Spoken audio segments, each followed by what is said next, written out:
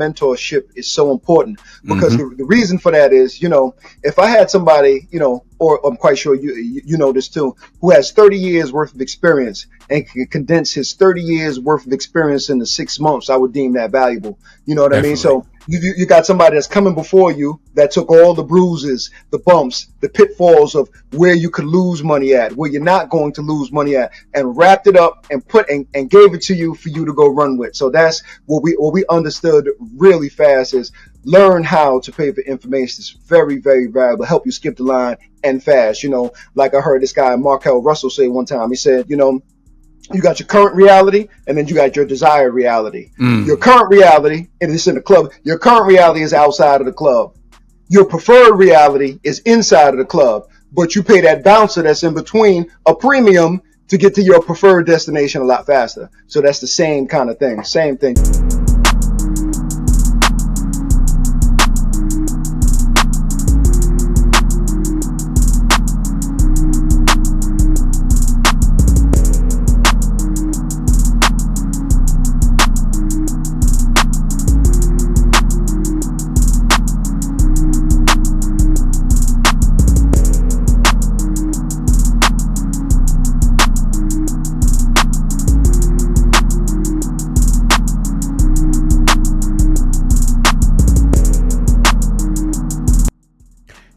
Hey gang, this is Mike Headley. We are back. Another great episode in the Headley Group Real Estate Show.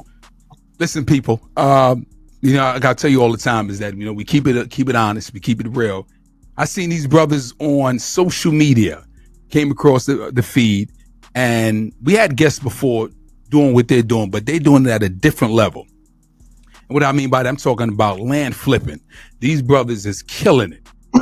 So first thing I said, me and the team, I said, we got to reach out to them because we had people on the show, residential, multifamily, but nobody really doing land flipping except we had one guest. But we want to give a warm welcome to the Acre Boyzz for doing land flip. How you doing, fellas? Very good, very good. How about yourself, brother? Oh man, brothers. We thank you for having us, man. We certainly appreciate the invite. Oh, listen, brother. First of all, I want to thank you all for honoring, because sometimes, like I said, we keep it real on our show. We reach out to some people, we don't really kind of get the responses, but now all of a sudden the steam, the Ferris wheel is rolling, right? So I want to again thank you all for being on the show. Yeah, for sure. Okay. You know how to go. They don't believe you until they do. Ooh, brother, listen, you about to start a whole nother conversation, right? That's right. Because as long as I believe it, it's all that matters, right? They didn't believe us either at first, That's but right. We're gonna dive into this. So we got the brothers is Jay and Ray, and they said just like Ray J, and Ray, the Acre Boyzz brothers. We asked every guest, what was that itch? What was that scratch? What made you say I need to get in this form of real estate? Well, I think, I come from a traditional real estate background. I've flipped houses before. You know what I mean?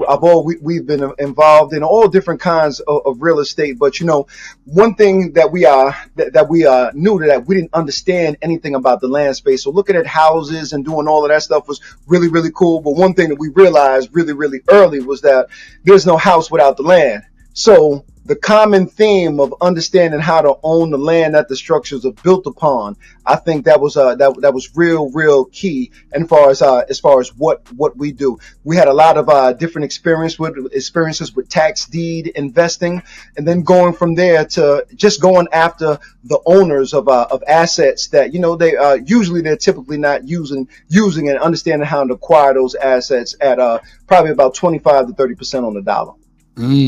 Nice. So, and again, I want to unpack that question a little bit. You did some flipping before, and I'm quite sure you did real well off of it. Mm-hmm. But the land deal, that was the thing you said, okay, well, did you feel as though that the market was neglected in terms of not much attention, people focusing on land, or?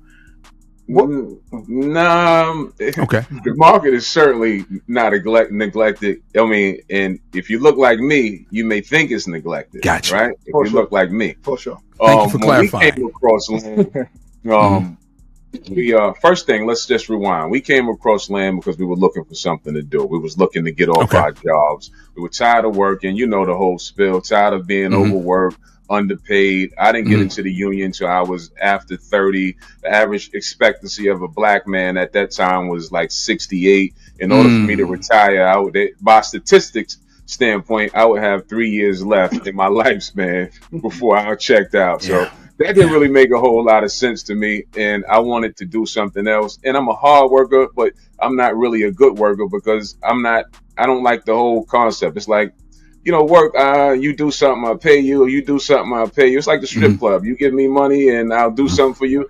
I don't like the concept of traditional work. Never have. And he has the same attitude that I have, and we linked up. We tried to do other things before we got into land investing. We tried to do like credit restoration. We tried that failed for us. We tried to do some other things in the housing market where we were just doing overseeing other people's property, like property management. We tried that, made a couple of dollars in it. Nothing had a big splash for us. So we just kept looking, and we decided one day to pay for a course. So out the gate, we tell everybody, if you're not comfortable with paying, then get comfortable with taking the long route, right? You pay to skip the line. And that's what we did. Once we paid some money, we took a course on tax deeds. We didn't know anything about tax deeds. We paid, we learned the tax deed game. We made a lot of money in the tax deed game. And that's when we got introduced to heavier land investors who showed us other ways to go about getting larger acreage. Yeah, for sure. And just piggyback on top of that is the reason, the key why I'm quite sure, you know, you've been involved for a while. Mentorship is so important because the reason for that is, you know, if I had somebody, you know, or I'm quite sure you know this too, who has 30 years worth of experience and can condense his 30 years worth of experience into 6 months, I would deem that valuable. You know what I mean? So you got somebody that's coming before you that took all the bruises, the bumps, the pitfalls of where you could lose money at, where you're not going to lose money at, and wrapped it up and and gave it to you for you to go run with. So that's what we understood really fast is learn how to pay for information. It's very, very valuable. Help you skip the line and fast. You know, like I heard this guy, Markel Russell, say one time, he said, you know, you got your current reality and then you got your desired reality. Your current reality, and it's in the club, your current reality is outside of the club. Your preferred reality is inside of the club, but you pay that bouncer that's in between a premium to get to your preferred destination a lot faster. So that's the same kind of thing. Same thing, just direct parallels. You know what I mean? Great analogy. Great. I think I gotta get a round of applause on that right there, brother. That was what I'm gonna play devil's advocate. Sure. So many different courses out there. You know how it is. You see social media, man. It's where as though somebody says 2 impactful things and 3 impactful things. Next, you know, here's my book or my course. Not knocking no one's hustle, but someone's fresh out the box, starting from kindergarten level. How do they decipher? How do they say to pick the one that's going to be valuable? I don't know if you can answer that, but I want to hear you elaborate on that. I would say, you know, first and foremost, find something that resonates with you, right? If land or any form of real estate is something that you're not into, then maybe the real estate game is not something that you want to attempt to try. If your passion is to, they have so many different courses, right? So I would go after what your passion is first, because even if you get in the land space or any traditional real estate space and you're making money, if your heart is not in it, then you're just going to make some money and then you'll be out of it in a few years because your heart is not in it. We came from a real estate background, so we always knew that we wanted to do something in the real estate market. We just didn't know that land would find us.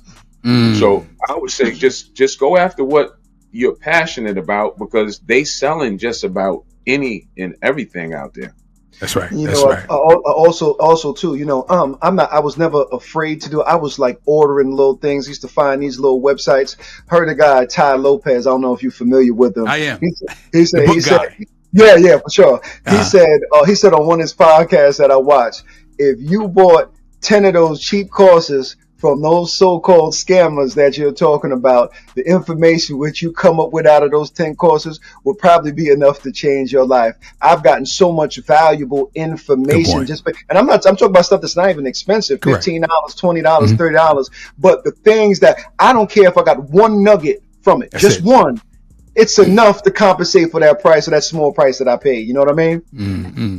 It's just to piggyback on top of that. It's like I said, I'm an avid reader, and I do believe in if I buy this book for $40 and I get something out of just a chapter, that can be a plus.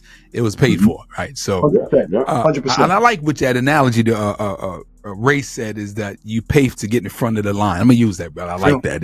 You definitely do. How long you guys been doing it? How long you been in the game? We've been rocking what we're doing. We've been going about 5 years now. 5 years. 5 years. Yes, Gotcha. yes, 5 years. 5 years. Yes, sir. And a lot of our guests are real estate professionals as well as investors and people who are just not in the business, but majority of them are real estate professionals. Are you all licensed? Do you have to be a license to kind of do what you all are doing? Good question. Great question, Ashley. No, you don't have to be licensed to buy land. We love the licensed real estate professionals because they actually help us out in evaluating our land, because we buy land sight unseen and we buy virtually. So we work with a lot of real estate agents that are licensed. Gotcha. So let's dive into that now. You're in, and tell the people where you're from. Where you at? We are based out of New York. We're in Long Island, New York. That's where our home base is. That's right. Okay. LI, Long Island, New York. So you see something come up in Alabama, and I'm quite sure you said early, you guys invest nationally, correct? Yes, sir. And I'm throwing an example out there, and I'll ask you about a deal a little later on as during the interview moves forward. You see a deal in Alabama. Walk us through that process of exactly like, what do you all do? What's your due diligence looks like? Okay, so let's just say I have a property of a landowner that's interested out there. The first thing I'm going to do is bring that property up on a GIS map, and I'm going to do my first stage due diligence based on that property. I'm looking for things like flood zone. I'm looking for things like wetlands. Is the property landlocked or not? And what are the attributes around the property that would make somebody actually want to buy that particular piece of dirt? It's like what we like to call it, buy that particular dirt. So that's like our first stage due diligence. I want to disqualify or qualify the property virtually. Also, I need to check slope as well. Like, coming from the front of the property, going back to the property, is there a slight slope? Is it gradual, or does it drop off? And all of these things that you can use that are tools that you can use right from the comfort of your own home. Hit the people with landlocked. Use that terminology. I know what it means, but you can let them. What does that mean? Okay, that basically means that the property has no access from the actual road. So basically, that in order for you to get to that property, I'd have to go through someone else's property first before accessing the property that I'm looking to purchase. Now, the only way that property would be accessible to us is if that property had an easement that was on deed. So sometimes we run into properties like that where initially it looks landlocked, but once we do a little bit more due diligence, especially on the second stage, we'll find out that property may have an easement leading directly to the property, which gives it road access. Man, you sure you ain't licensed? I know, right? Brother's been doing his knowledge, boy. I'm sitting back just listening. I'm like, check. Yeah, check. Brother's right. Yeah, exactly. we just students. And like I said, me and him, we have the same personality, which is all gas, no break. When we learn something, like me and him have fell asleep at the computer just figuring out things that you know. So it's just for us, it's just a lot. We love to learn, especially when it's profitable learning. You know what I mean? So that's nice. Yeah, for sure. So before, and again, we're going to move on to some more questions, but I want to dive in you too. Some people prefer working by themselves. Some people work better with a team, good partnership. You mentioned all gas, right? And you complement each other. What's the pluses and minuses of you all? Because you might be the analytical one, and he's the one like, let's make this. He's making decisions, make it happen. How do you complement each other so the viewers can say, "Hey, I don't mind working with a partner, and I understand everybody's different, but share some of that about you all in a working relationship." Okay. So for me, smile on that one. So for me, like I have a certain level of craziness in me. And I think anybody, what we've learned along this journey, that anybody that's having any form of success in whatever field they're in, whether that's real estate or whatever they do, we all have a certain level of craziness in us, because you have to be, because it's so competitive with, especially with social media and competing with everything. It comes with a certain level of craziness. So as far as having a partner, I absolutely recommend having a partner, because some days I don't want to be crazy, right? Some days you lose some of that steam. Some days it's not all gas. Some days you're a little fatigued.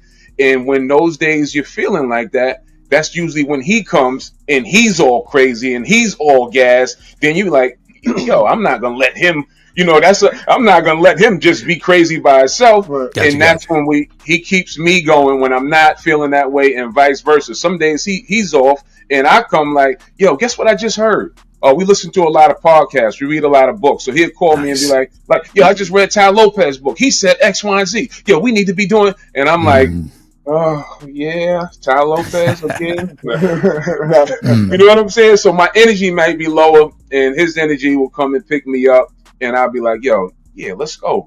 He's right. All gas.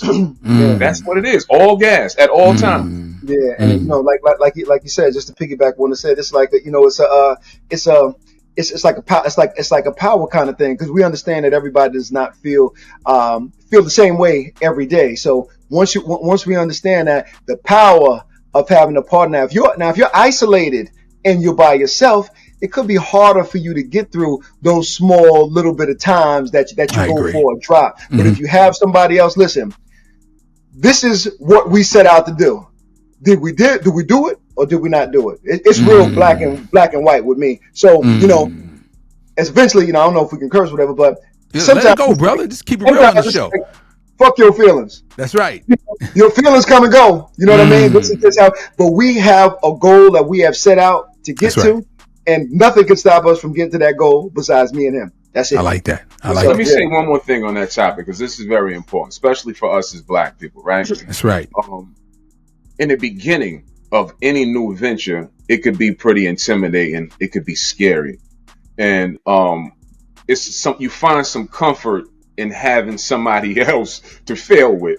I don't know why, but having somebody that you can fail together with, it's a little more comforting and less scary when it's two of you, right? And the other thing is, in the beginning, when you're capital building, two is always better than one. 3 is better than 2. We like to cap it off at 2, because anything over the 2, we call that a monster. So with the two of us, when we was beginning, if it was something we had to pay for as a cost, and the cost was $1,000, it's a lot easier in the beginning for me to put up $500 as opposed to having to risk the whole $1,000. So that was a big plus to us in having a partner. Well, I can say just about, like I said, just talking to you brothers, that egos are checked, and I'm quite sure we all human. Sometimes we have disagreements, but I'm quite sure you all have plans in place when them disagreements arise. Like, we're not going to take it too personal, but we're going to let it go in terms of our differences, but we're going to come to a solution.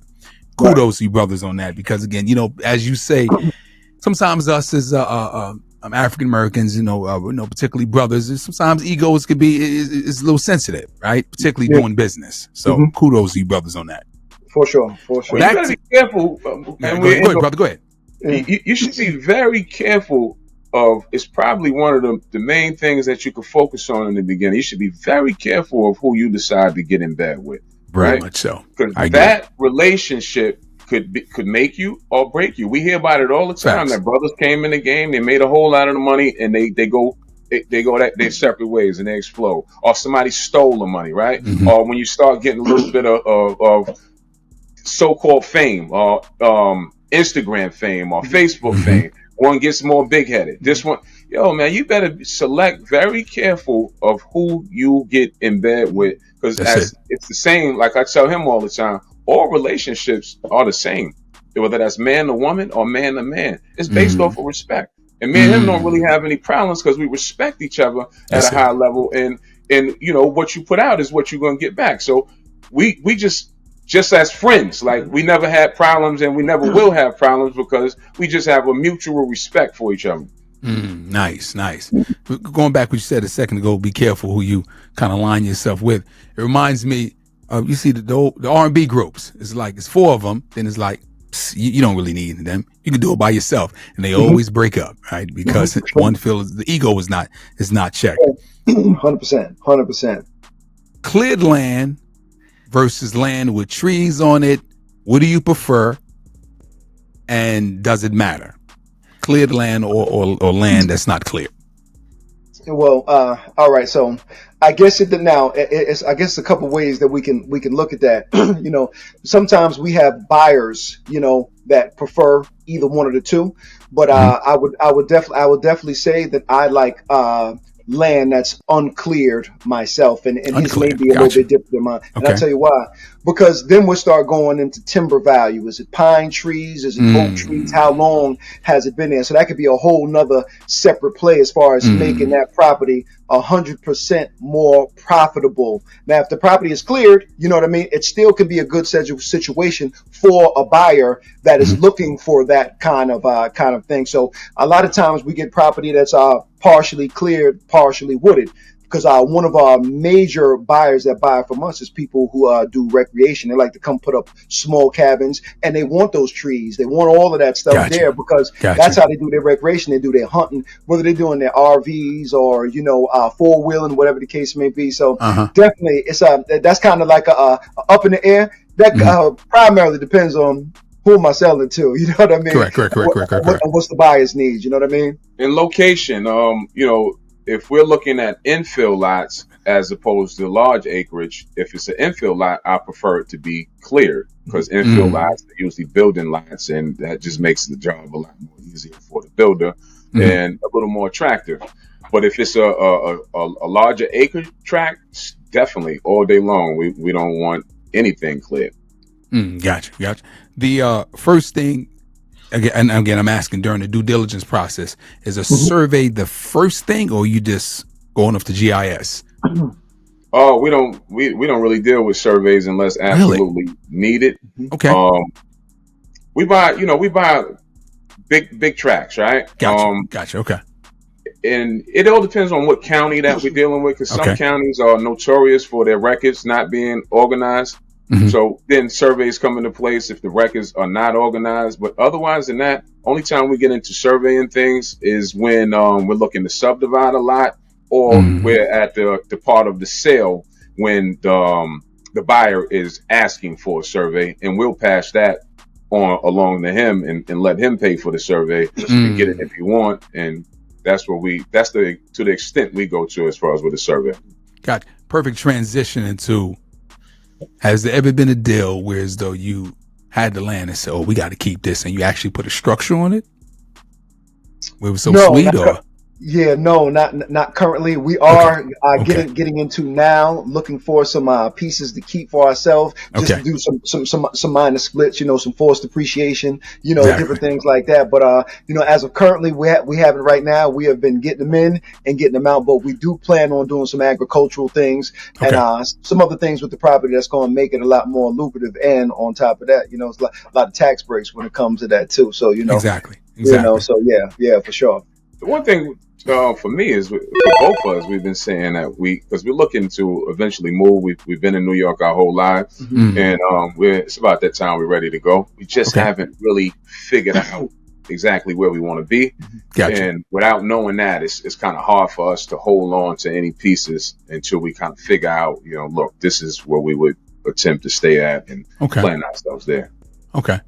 Are you looking to join a winning team? Join us as a broker and receive high-level training, mentorship, and an awesome commission structure. If you're interested, visit www.theheadleygroup.com or call us at 336-904-6212. We look forward to partnering with you. Rockiest deal. Everybody have them. Deal from hell. You say, damn, why I can't close this? What is going on? Unless you guys are fortunate, that top 1%. If you had it, please talk about it so people can say, this is what not to do. In the beginning, we bought the wrong thing. We didn't have all the experience underneath our belt. We was green behind the ears and just was going. And we bought a property that had an electric line easement running through it, and it was cleared. The land. Speaking of cleared, when we used to first look at land, I would always be the one like, Ooh, it's clear. It's clear. That's a good thing. So Yeah. what was cleared on the land was the electric line easement. They had cleared that, and I just was like, "Oh wow, that's a good piece," because it was in a subdivision. Okay. But what we've learned is if you're in a subdivision and everything else is built out and that one piece is available, that's a red flag. Yeah. Right. So why did they build everything else out in Correct. that area and they That's just that one. happen to leave that one Exactly. piece? You know, calls for a little bit more due diligence. You know what I mean? Correct. So that piece right there, we that is the one deal that we didn't make money on. We've done over 350 deals, and that's the only one time that we didn't make any money on. We actually lost money on that. Yeah, for sure. And I tell you how it wound out. You know, we lost a few dollars on that deal. We did sell it, however, you know, because of the bylaws and everything else based off of the subdivision, you couldn't even build a certain feet under that actual easement. So Okay. what happens is, you know, my partner Funny, he said he put it up and said, how about a garden? Question mark. You know what I mean? And somebody bought it. Somebody bought it. Wow. Yeah. The like you said, you guys invest all throughout the country. Is there a particular region that you would recommend stay away from, or it doesn't matter? I would recommend that you stay away from like Florida, which is a hotbed, right? The only reason I'm saying this to stay away from Florida is because if you don't know what you're doing in Florida, Florida deals with a lot of wetlands, right? So if you're not familiar and you're not connecting anyone that could tell you about these wetlands and things like that, then you might have some trouble in the beginning. If you're an experienced investor, it's on fire. Florida, if you're an experienced investor. Yeah, for sure. And like to go to that, like, you know, we use you know, I mean, like I said, we into these books, these business books, and Ray Dalio has a book called Principles. I don't know if you've ever read, and that's how, one of the things that we use as far as our business that we borrowed from him, which is the theory of triangular believability, which means that we're going to go ahead and do the assessment on our side as far as all the due diligence from everything from we see from not being on the actual ground. Then we're going to leverage the experience of realtors in those areas just to give us their opinions on what they think the property would sell for. Do you have any buyers in that area? Which is a clean, pertinent question either. And what do you think this actual property would sell for? You know, I'm picking it up for X, Y, and Z. Is this a safe price point for at that point? So a lot of people ask a lot of time, well, how do you not see the property? We're leveraging, and not just regular real. These are specific land brokers. Got you. Land broker. I'm talking about people who know the lay of the land like the back of their hand. So that's the real difference. You want an expert. Those guys are usually like whitetail guys. They're usually like people who've been around, you know, and we got a lot of big time realtors that we deal with. They know the lay of the land so crazy they can almost tell you without, if it's a good property, just based off of the actual APN, you know what I mean? It's just based on where the property is located. So that's definitely a powerful tool, which allows us to stay home and do what we do from home and leverage everybody else's time as far as, you know, doing extra due diligence on the property. You mentioned APM. Let the audience know what that means.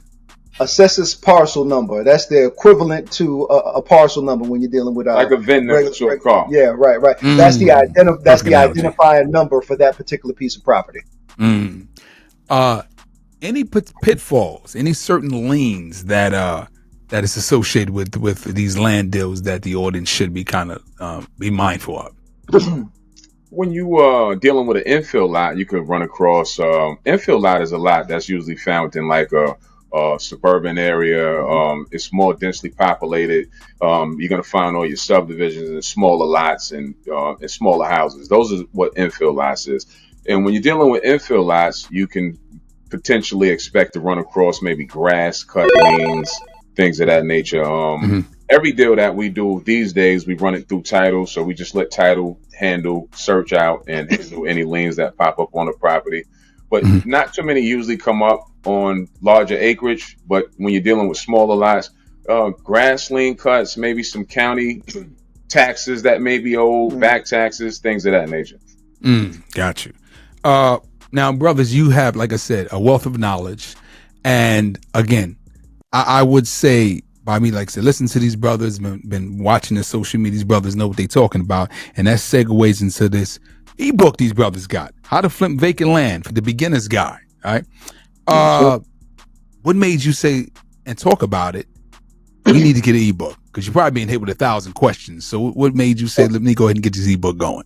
Well, I can tell you this is how we winded up with an ebook and eventually graduating to a course. Initially we weren't going to do any of this. And that's just real. My partner to tell you the same thing. We were minding our own business.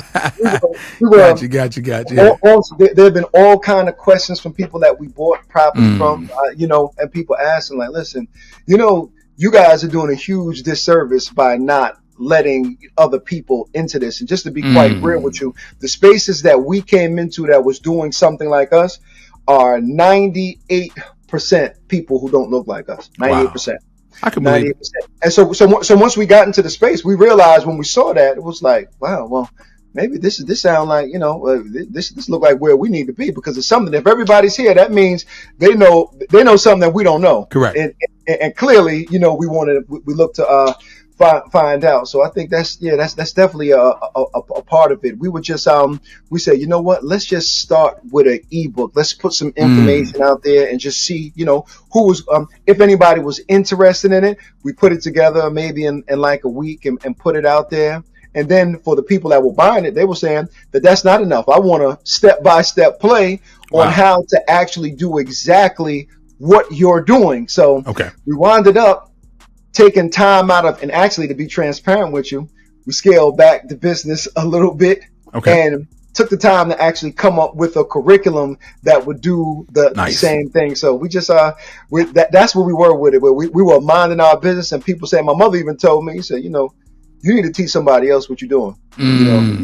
So, and when mama talked, you kind of listen, because you said it's way too much information that goes over our head just because we don't have access to. And just knowing, our target market are people who look like us and correlate with us, giving them the information that they love to hear, people who were where they were and having some success in what they're actually doing, just to give, because a lot of times, let's just keep it real. Where a lot of times, places we come from, ain't a lot of hope there. You know what I mean? What we look for as success are usually based on our environment and what's around it. So if you got the dope dealer, if you got the scammers, and they the ones that's getting to the money. Nine times out of 10, unless you got a real strong personality, I already know where you're going. I can predict what's going to happen for you next. Correct. You know what I mean? But just having that positive influence to say, you know what? There's some people that look like they can live around the corner from me. And they talk completely different. They're educated and they still got that street stuff in them, because it's all there. You know what I mean? It's a place that we all come from. So, it's kind of like just getting the understanding and just pushing that to our people. Like, listen, I didn't